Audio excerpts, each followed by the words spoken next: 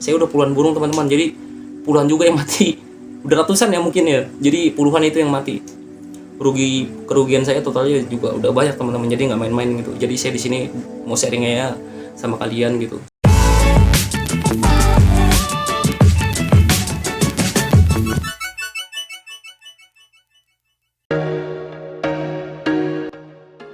Oke teman-teman, di sini gue mau berbagi tips ya kalian buat kicau mania pemula. Jadi kalau milih burung itu kita tuh sebenarnya gampang ya kalau milih burung-burung bahan yang berkualitas gitu. Tapi gue di sini punya tips sendiri ya, jadi ala bahan kicau ya. Oke teman-teman, satu yang harus kalian lakukan ya, jadi kalau baru datang gitu misalkan ke kios burung ya, jadi kalian itu kalau pilih burung, kalau gue pribadi ya, ini dari gue ya, referensi dari gue, terserah kalian ya. Jadi kalau kalian mau pakai referensi dari teman-teman kicau mania yang lain gitu, kalian bisa ikutin juga ya. Jadi kalau ini menurut gue ya, jadi gue di sini mau berbagi aja gitu. Dan di sini tuh berkali-kali gue lakuin dan itu berhasil ya. Dan gue bisa untung dari situ ya. Jadi awal gue datang ke kios burung itu yang gue pilih itu, jadi burung itu udah pasti bunyi teman-teman. Ini burung bahan tapi bunyi. Itu gimana cara pilihnya ya? Jadi kalian bisa lakuin yang namanya itu tes pakai MP3 teman-teman. Jadi MP3 YouTube. Misalkan kalian mau beli burung berinji kelabu ya, atau Foxeye atau SRDC, kalian bisa tes pakai suaranya masing-masing. Misalkan kalau saya biasa ya, saya pertama main itu di SRDC ya. Jadi SRDC itu saya tesnya itu pancingan SRDC bahan gitu.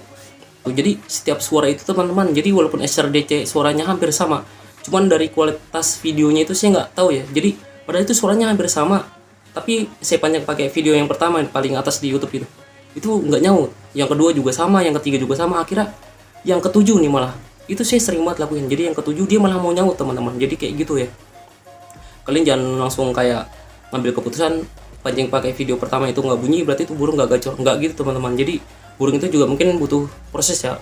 Mungkin dia pas awal ngedengerin itu kaget atau gimana, namanya burung bahan ya, jadi dia takut juga ya kan, namanya bekas ditangkap gitu ya. Jadi buat balikin mentalnya butuh beberapa menit gitu, dengerin suara dari sejenis itu gitu ya, dari teman-temannya butuh waktu beberapa menit biar dia ngerti, disitulah dia baru nyaut. Cuman ada yang terkadang itu bagus banget totalnya, jadi kita nggak pancing aja dia bunyi terus. Itu banyak banget teman-teman, kalian bisa main aja kalau nggak ke Abadibet, ke Palmerah atau ke mana gitu ya, ke Abadibet, ke Palmerah, ke Abadibet atau ke Pasar Burung Pramuka, kalian bisa coba lihat-lihat di sana, itu banyak ya teman-teman. Kalau saya di Pramuka itu yang saya biasa beli tuh, jadi di kiosnya Edi, dulu ada namanya kios Edi, itu burungnya dijamin bagus-bagus. Karena apa ya, saya ke situ tuh orangnya humble banget teman-teman. Jadi ini burung udah ada yang bunyi nih, jadi dia tuh udah tahu, dia nggak mau mungkin ya kan saya kelamaan di situ mancing-mancing ya kan, jadi dia langsung ini emang bener teman-teman. Jadi saya nggak pancing tuh burung bunyi-bunyi terus gitu. Jadi di situ ya teman-teman, pertamanya nanti kalau kalian mau tanya-tanya sekedar apa yang kurang dari penjelasan saya, kalian bisa komen aja di bawah. Dan yang kedua itu pastiin burung nggak muyung teman-teman. Jangan yang udah bunyi tapi itu burung kondisi muyung, itu bisa jadi tanda mati ya teman-teman. Itu bisa jadi loh, beneran, saya nggak bohong. Burung kayak rata-rata burung ciblek, burung perenjak itu rata-rata kebaikan dia nih kalau mau mati tuh bunyi teman-teman, cuman ngembung itu muyung ngembung gitu, bulu-bulunya ngembang gitu, dia nggak gesit. Tapi kalau yang benar-benar bagus, dia, kalau saya perhatiin sendiri ya, kalau saya itu rambatan Doraemon, dia gesit bunyi bos. Dia tuh nggak ini, malah dia kalau muyung itu malah nggak mau bunyi kalau rambatan ya, tipe rambatan. Tapi kalian bisa pastiin itu burung nggak muyung, jangan sampai muyung. Itu kalau kalian beli muyung, keadaan muyung mungkin sehari 2 hari atau di dalam perjalanan, itu burung sampai rumah udah out ya. Mending kalian cari yang apa namanya, yang nggak muyung biarpun nggak bunyi, tapi insya Allah ya mudah-mudahan berjalannya waktu dia rawat gitu, pasti itu burung bakal bunyi gitu. Jangan udah bunyi tapi muyung ya, sama aja kalian buang-buang duit gitu ya kan. Saya tuh mau sharing aja, berbagi biar kalian juga bisa untung gitu. Jadi rawat burung bahan terjual mahal gitu teman-teman, kita berpikir bisnisnya teman-teman. Jadi kayak gitulah ya. Dan yang ketiga teman-teman, itu kalian wajib banget ya yang namanya punya pura alus leopard kuning sama ulat kandang teman-teman. Kalau saya pribadi tuh ngepurinya pakai ulat kandang ya teman-teman. Jadi kalian itu wajib ngepurin teman-teman. Burung bahan itu wajib dipurin. Kalau enggak itu dia bakal mati. Kebanyakan sih gitu. Cuman ada yang enggak, dia yang total makan serangga. Cuman ada yang namanya pemakan fur, dia jadi wajib pur gitu teman-teman. Kalau SRDC itu wajib pur ya. Kayak SRDC teledekan gitu. Mungkin kalau poksai, tipe-tipe poksai, kalau si pribadi ya pernah ngalamin, jadi dia nggak pur aja, yang penting makan buah bisa gitu. Cuman kalau tipe yang lain tuh kebanyakan enggak gitu. Kayak Sri Gunting itu dia total di serangga.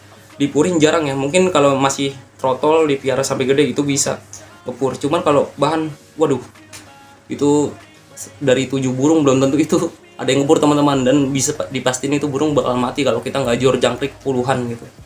Jadi kalian juga bisa lihat kondisinya juga ya. Jadi ditiup itu bulu badannya itu, kalau dia kurus lebih baik dipikir 2 kali teman-teman.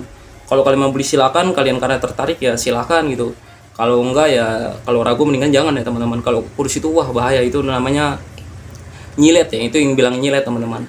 Kalau kurus itu risikonya gede ya. Kita belum proses pengepuran sampai penggemukan itu jadi berbarengan teman-teman. Cuman kalau kita beli burung bahan walaupun belum ngepur tapi kondisinya gemuk, kita masih bisa tahan dari kondisi badannya itu yang gemuk teman-teman, selama waktunya itu sampai ngepur.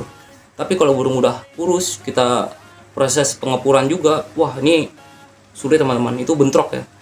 Mungkin ada yang bisa dan mungkin ada yang enggak, itu tergantung kalian. Dan kalian juga harus lihat kondisi kukunya teman-teman. Kukunya itu ada yang copot, patah atau gimana, itu banyak loh teman-teman. Jadi kejadian itu kukunya ada yang copot ya, banyak ya. Nanti dijual loh banyak dah, ntar ada yang komplain. Oke, kalian harus pastiin di situ teman-teman, dan pastiin juga bulu ekornya itu mulus teman-teman. Kebanyakan rata-rata burung-burung kicau mania itu kalau yang namanya ekornya bondol karena ditangkap, misalkan karena burung-burung bahan gitu teman-teman, itu tumbuhnya lama loh, beneran saya nggak bohong. Kalian gak usah ngambil terlalu berisiko kalau buat bisnis ya, misalkan mungkin kalau buat piara-piaraan aja ya silahkan teman-teman. Cuman kalau untuk jual lagi buat nyari untung itu jangan teman-teman. Saya jamin itu susah banget ngejualnya ya, dan itu bakal nyulitin kalian teman-teman. Jadi di sini saya mau berbagi tips saya, karena saya juga udah mulai pensi ya. Jadi buat jual-jual itu saya udah mulai pensi teman-teman. Jadi saya mau fokus konten aja ya sekarang. Jadi saya mau berbagi apa yang sudah saya alamin selama beberapa tahun terakhir ya. Jadi kalian jangan dibeli ya kalau bisa ya. Kalau bisa tuh beneran, saya bener-bener kalau misalkan buat dijual jangan, itu pasti harganya bakal jatuh banget. Mungkin bakal dihargain harga bahan walaupun kita udah purin atau sampai dia gacor teman-teman. Itu susah teman-teman. Jadi mendingan cari yang mulus-mulus aja teman-teman, yang ekornya mulus. Dan pastiin juga itu burungnya burung jantan ya teman-teman. Kalau untuk SRDC itu lidahnya hitam, dan yang lain-lainnya kalian bisa cari sebelum beli itu. Jadi misalkan kalian lihat nih, ini di depan nih burung apa ya? SRDC lah ya. Jadi SRDC itu kalian nggak tahu nih mana jantan betina, searching teman-teman di YouTube. Perbedaan SRDC Bali jantan dan betina itu banyak referensinya. Jadi kalian bisa sambil mantau tuh burung, kalian nontonnya di YouTube gitu. Jadi jangan dengerin kata yang punya kios ya, menurut saya gitu. Pahitnya ya teman-teman, udahlah per-peran aja kita ya. Jangan dengerin kata yang punya kios, dia mau dibeli enggak, dia mau ngusir ya udah balik aja teman-teman, gak usah ambil pusing. Jadi kalian harus ambil itu yang namanya jantan, jangan sampai SRDC betina teman-teman. Wah itu bahaya banget. Itu SRDC lumayan agak-agak susah ya kalau misalkan masih muda. Cuman kalau udah agak-agak dewasa dia nanti lidahnya teman-teman. Jadi ada tuh yang namanya betina tapi ada hitam-hitamnya sedikit, itu kebanyakan dia bilang itu jantan, padahal itu betina teman-teman. Jadi kalian harus pastiin itu jantan atau betina, dan pastiin kalau beli burung itu yang jantannya teman-teman. Jadi biar suaranya itu bervariasi ya. Dan terakhir ya teman-teman, jadi kalian itu kalau ini perhatiin napas ya teman-teman. Jadi kalau napasnya dia agak mengap-mengap gitu teman-teman, kelihatan lah. Jadi kayak dari bawah paruhnya atau gimana ya, agak mangap sedikit lah.